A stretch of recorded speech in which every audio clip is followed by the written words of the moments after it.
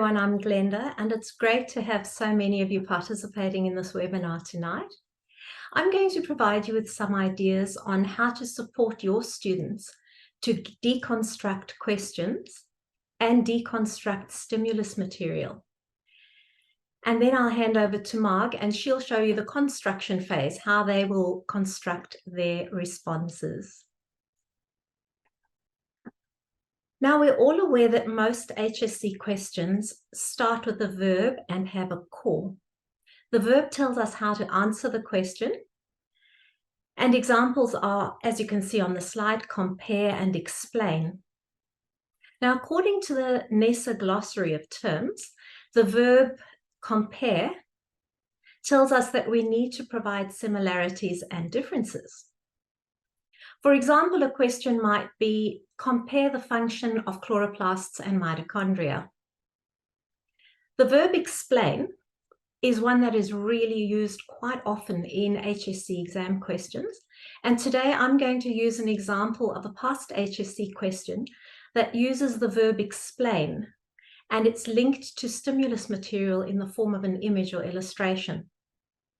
So the first thing to point out to students about the verb explain is that it's not only about cause and effect or how and why, it's also about finding a relationship between things, or what I tell them, making a link.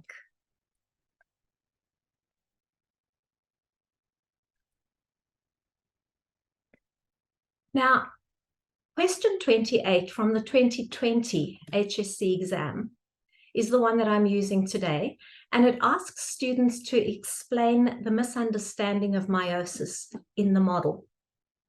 Students who skim read the question get that they have to explain something about the model in the image. And if they study the stimulus material, then they'll start to see that the content area is about crossing over in chromosomes. However, if we teach them to analyze the question, we get them to break it down into 3 components or parts. Now, most of us teach our students to look for the verb, and in this case, it's explain. Hopefully, we get our students to highlight or circle the verb. I've highlighted it in yellow. And then they find the core of the question, what they need to explain. So here it's explain the misunderstanding of meiosis in the model. But there's more to it than that. There's a limiting clause or a phrase that makes the question really specific. In this case, the question is not just about explaining the model, but it's explaining the misunderstanding. And it's often that bit that students miss out when they say to you, oh, I didn't read the question properly. So I like to train my students to read the question 3 times. Once for understanding of the overall meaning, a second time to find and highlight the verb and core, and then a third time to look for and highlight or underline any limiting clauses. So there are the 3 steps. Read it for understanding, then analyze, find the verb and core, and then read it a third time to look for any specific detail you have to speak about. So if we go back to an earlier example I used, the compare question, I said compare the function of mitochondria and chloroplasts. Students often compare the 2 organelles, but they miss the part of the question that says it's the function only. So that would be the limiting clause. If we move on to the stimulus material, breaking down the stimulus, it's really important to show students how to engage with that material and use it to the best advantage. What we do is we remind them, firstly, to study the stimulus and understand it fully before trying to answer the question. Always look at the headings and work out what is being shown. So they might look at those headings and think, what is a homologous pair of chromosomes?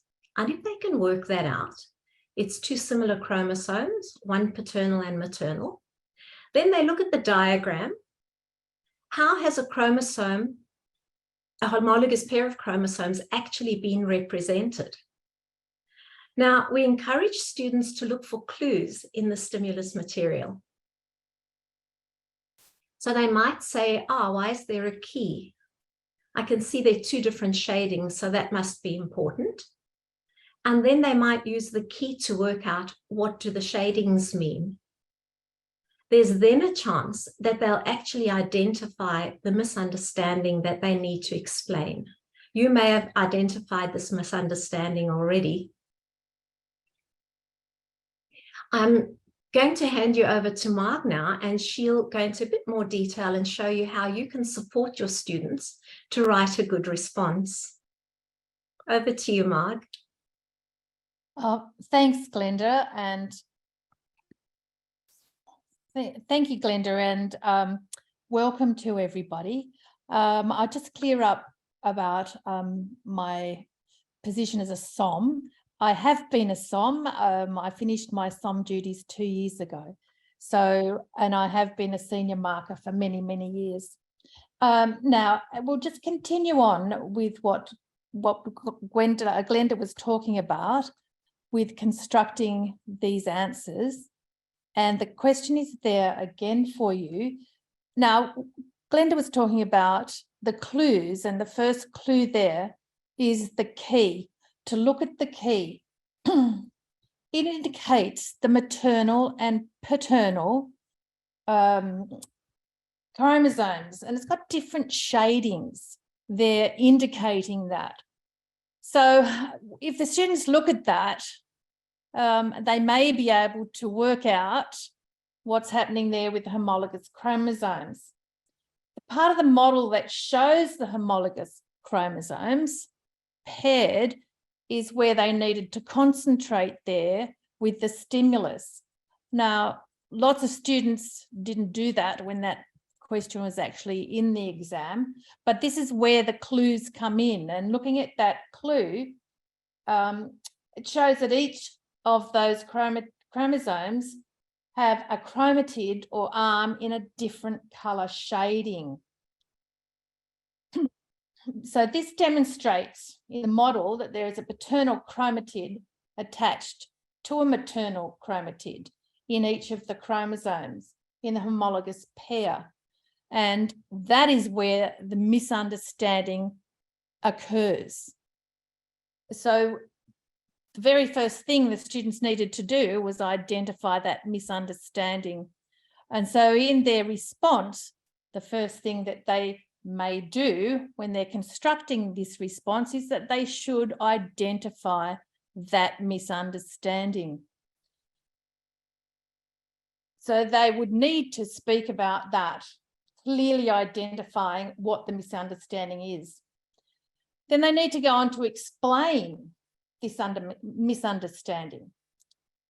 Why is that the misunderstanding? They need to make clear the relationship between the shading of the maternal and paternal chromosomes. They then need to go on to explain that in any homologous pair of chromosomes, one of the chromosomes is paternal and one is maternal. They then need to say that when the chromosomes duplicate prior to crossing over, the chromatids to each chromosome should be identical. So they need to explain why this has been a misunderstanding, explaining what it should be. The paternal chromosome should have 2 grey paternal chromatids, sorry. And the maternal chromosome should have 2 speckled maternal chromatids. Now, apart from explaining that in words, a really good idea when you're answering something like this is to actually include diagrams. And we do suggest that that's a great idea, to include a diagram and then explain it. And it makes it much easier.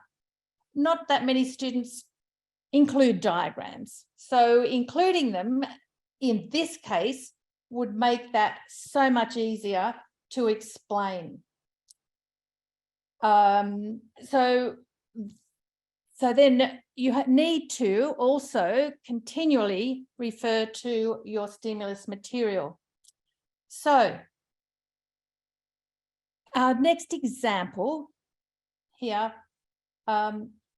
is Glenda is going to do another question with analysing the data to show how we might break down a question that includes a verb that is of a higher order than explain. Thanks, Glenda. Thanks, Marg. So as Marg said, the second example we've selected is a higher level verb, analyse, and you'll see the question there. Analyse the data with reference to the statement. We'd need to know what that statement is. But before they even get onto the question, the first thing our students need to do is ask themselves, what do I need to do if I analyse?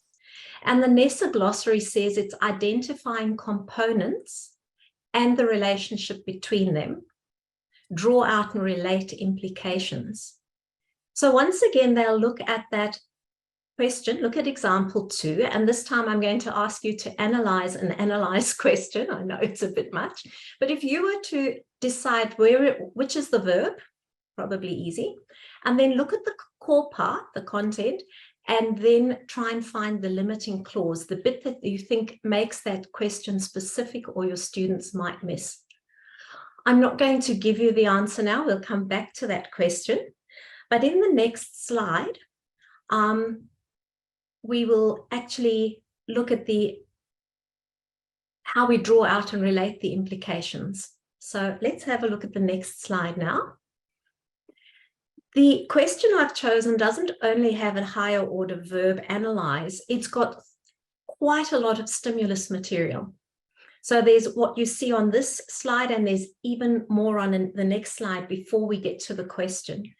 So we need to encourage our students to look at the stimulus material before they try to answer the question. The question's right at the bottom, so you won't see it at the beginning. And say to the students, don't rush down to the question at the bottom.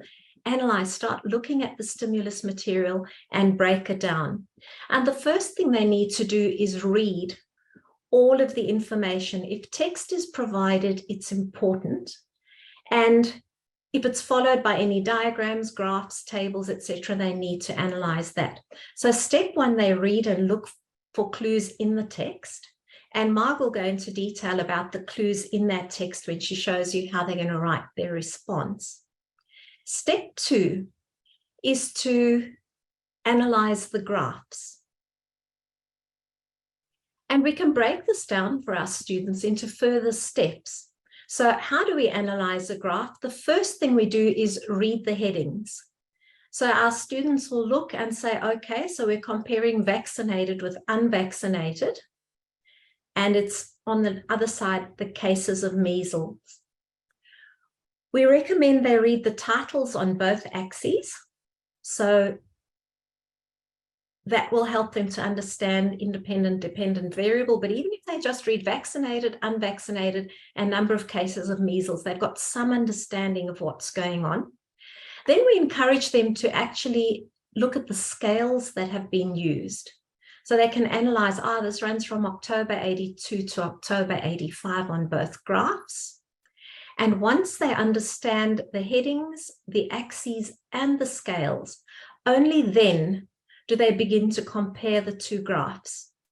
So if we were to write a series of steps for our students, we'd say to them, read the text, analyze the graphs, and that means look for the headings, read the axes, read the scales, and then compare the graphs. And we'd encourage them to write on the side of the page anything that they notice. Sometimes, in HSC exams, whatever's written on the page has to be marked. So sometimes they get their marks in the notes they've written on the side of the stimulus material. If we move to the next slide, you'll see that those graphs are followed by a table. We still haven't got to the question. And the next step is for students to study the table. So we break it down into similar steps to interpret a table. The first thing they need to do is read any text. So it tells them what the table compares. Then we recommend they read the headings of tables, and students don't do this automatically. In fact, there are a number of adults who are scared of tables because they've never been taught to deconstruct them, to analyze them. Those headings are really important. The headings across the top of the table and then those down the side tell you what the table's about. And finally, they then look at the data and start to compare it to identify trends and patterns. And again, anything they notice, jot down notes on the side of the page. We finally get to the bottom of the page on that question and we come across a statement and a question. The statement says, a vaccine only protects the community against a specific disease. And the question, and there you see I've broken it down, is analyze the data with reference to the statement. So the verb is analyze. We're looking for breaking it down to its components, and then we're going to relate these to each other. What are we analyzing? The data. That means the graph, everything in the graphs and everything in the table. And then we have to find trends and patterns and relate it back to the statement that says a vaccine only protects the community against a specific disease. After they've deconstructed the question, they'll begin to construct an answer in response to the verb analyze. And I'm going to hand over once again to Marg. As you know, has been a supervisor of marking, so she's really experienced in this area to show you how best you can support your students to construct their responses. So over to you, Marg. Thank you, Glenda. That's great. When we're talking about constructing answers, especially for these longer questions, higher mark questions, we need to have some sort of a plan in place. So we always construct our response, as you know, according to the verb in the question. The content that needs to be addressed and a limiting clause, as Glenda has been talking about. A great idea is to write students to write a summary plan. And I'm sure that you tell your students that.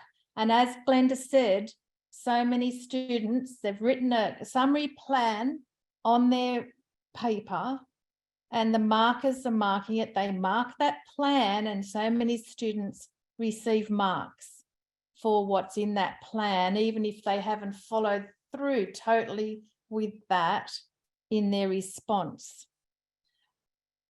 A great idea for these long response.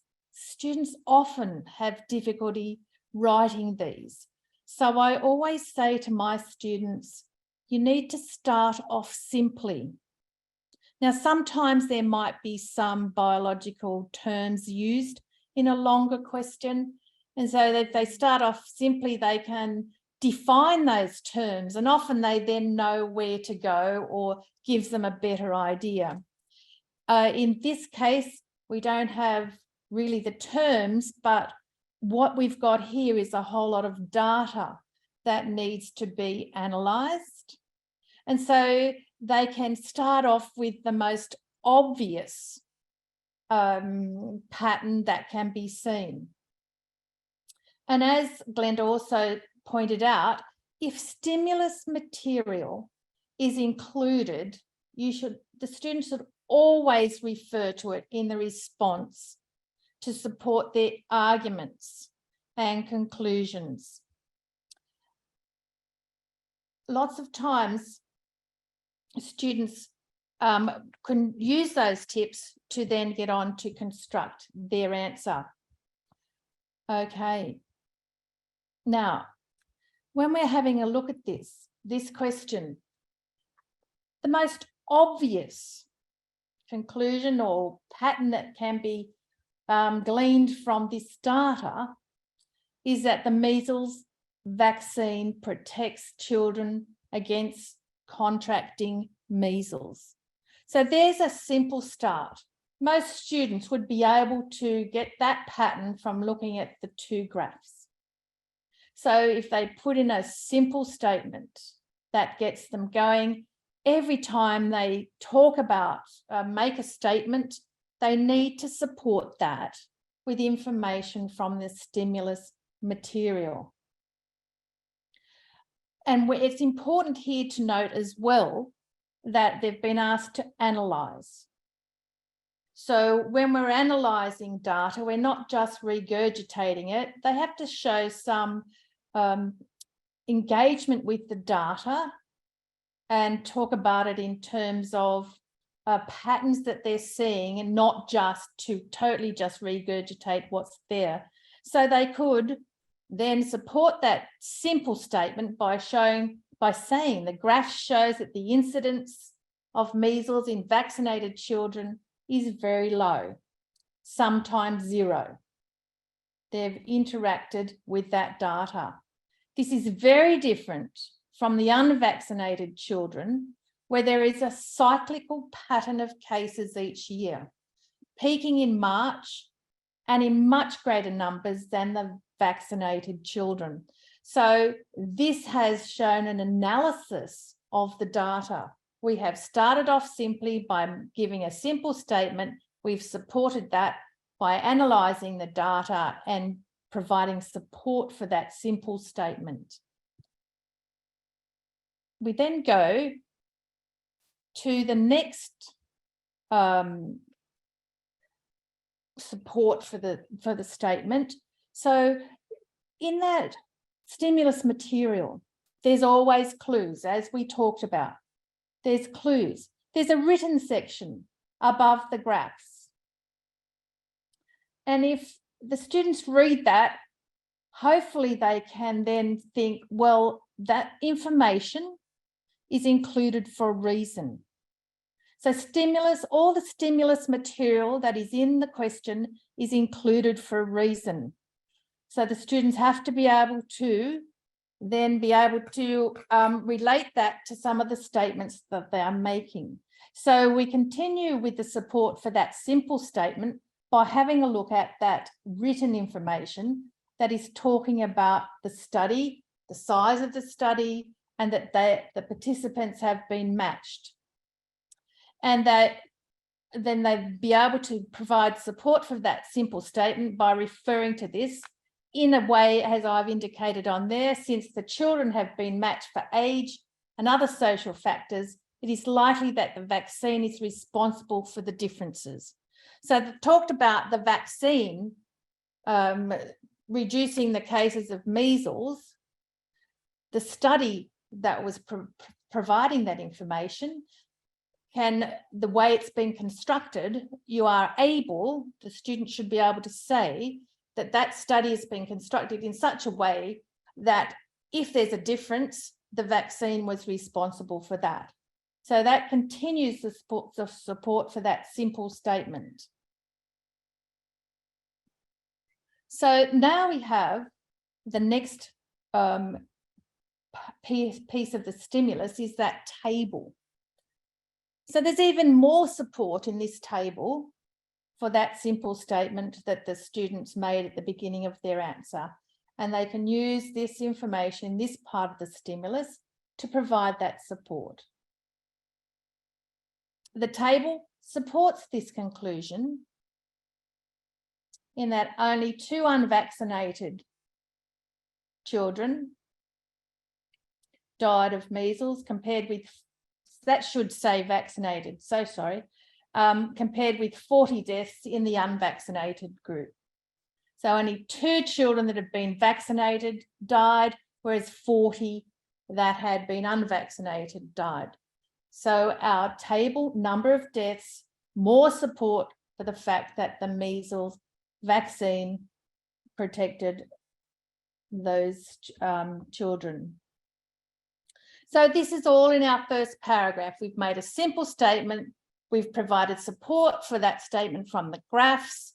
We've backed it up by saying that the vaccine is the cause of the less deaths in the vaccinated. And now we're giving information about the deaths. So this is all supporting that first statement. Then we make a concluding statement for that first paragraph. Therefore, the data supports the statement that the measles vaccine protected the community against measles. So that is supporting the quote that was in the question. Now, if the students have analysed their data properly, then they will realise the next paragraph would need to address the evidence from the table that doesn't fully support the quote that's been provided. So there is evidence there showing that maybe that quote isn't exactly correct because some of the data doesn't support that quote. So then the students would need then to address that area. The paragraph should begin with a summary sentence about this. The table provides data that suggests the measles vaccine protects children against dying from some diseases other than measles, and thus contradicts the statement that a vaccine targets a specific disease. So the students hopefully will have gone through all this logically. We need a logical flowing sequence in our response here. We've had the support. Now we're showing that there is some data that indicates that that statement isn't supported. Support for that sentence about that maybe it's contradicting the statement. The children vaccinated against measles died at about half the rate of unvaccinated children from diarrhea and dysentery, and less than 1/3 the rate from edema. So you can see again that the data here is being analysed rather than just regurgitated. We always need to keep in mind that verb, analyse the data. So not just restate the data, you just have the students need, when there's an analyse verb there, to show that they have engaged with that data and found some patterns there, and to write their response in relation to that. The number of deaths due to edema are very small, and so there needs to be further study there. So they need to realise that the deaths are quite small there, so that may not be as significant. Okay, so we've got some other comments that we can make. Read the table, the data in the table. The differences in the number of deaths in vaccinated and unvaccinated children due to fever were very small, suggests that the vaccine would only be protective for certain diseases. So measles, yes. Diarrhea and dysentery from the table. It appears that it's protected those individuals somewhat. Edema, fairly small numbers. The difference in fever deaths between vaccinated and unvaccinated are negligible. So it would be for certain other diseases according to our data. So our concluding, so we'd have to go through all that, then our concluding sentence. You would have to provide a sentence that sums up all of your data there. The data shown in the table suggests that the measles vaccine is not specific to measles, and the statement may require further qualifications. So this is in response to the data the students have been given. They need to be able to deconstruct that. They need to be able to see the differences and relate it back to the question. That was quite a difficult question for students to answer, but if they don't get too put off by all the data, and I always say that to my students, that's all there for a reason. You just need to be able to work it out. Keep your wits about you and work it out. Now, that is the end of that part of the second example. And then we've got some tips from examiners. And then we've got some other tips to add as well. So make life easy for the marker. Declutter the mess, avoid crossing out, writing in margins, planning and all that sort of thing is okay, but if it's just squiggle everywhere, it's not. use subheadings, diagrams, tables, dot points. That's what we were talking about before. There's, for example, the verb compare that Glenda was talking about before. Great idea. And I always get my students to do this, is to put that answer in a table.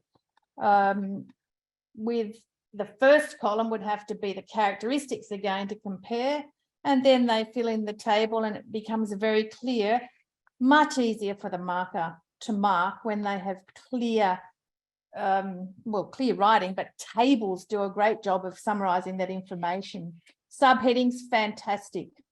Diagrams, brilliant. Dot points. Just remembering the longer answers, that needs to be a well-constructed answer that shows a logical sequence and using biological terms, etc. Great idea to use biological terms all the time. And students don't writing lots. Sometimes they think if they write a lot, then they've got a great answer. And as we know, sometimes that's not the case. If they haven't answered the question, even though they've got all that writing. So students need to know that doesn't always work that way. They just need to answer the question in the way that we have gone through, and I'm sure you've gone through them as well. Don't just do a brain dump, see the words, see the question. I'm going to write everything about that. Use the terms, words, phrases from the question in the answer. But a really good point to make here is that on many occasions, students just reword the question in their response. They just reword it and think they've answered the question, but it's just a rewording, and that you just need to tell them, and the markers are very aware of that, and they know that there's lots of ways to reword a question, and it won't get the students any marks. And in fact, don't reword, it's taking up valuable space. Don't write the question again in the response because it takes up valuable space. Now, our tips to add to that, read any written stimulus. And we have just talked about all that, but there are questions where students, it's very obvious when you get the response to mark, students just look sometimes at the diagrams, ignore totally the written part of the stimulus. So they need to really, really, really take note of the written stimulus as well as looking at the diagrams, graphs, and tables. So it's all important. They're all clues. We've talked about answering the question in relation to the verb, so important. Using biological terms. Answer the question rather than just restating any data they can see there. They might just think that they can just restate whatever's in tables, graphs, may not answer the question. A really good one, never leave a blank space. Can't get marks for writing nothing. So even if you define something, the students don't know anything about it, if they just define the terms in the question, they might get a mark, but never leave a blank space. So many times we have had lots of responses that are just making general statements. Students need to know they have to be specific about what they're saying in their response. Don't just write general things and, oh yes, that's okay, that's enough.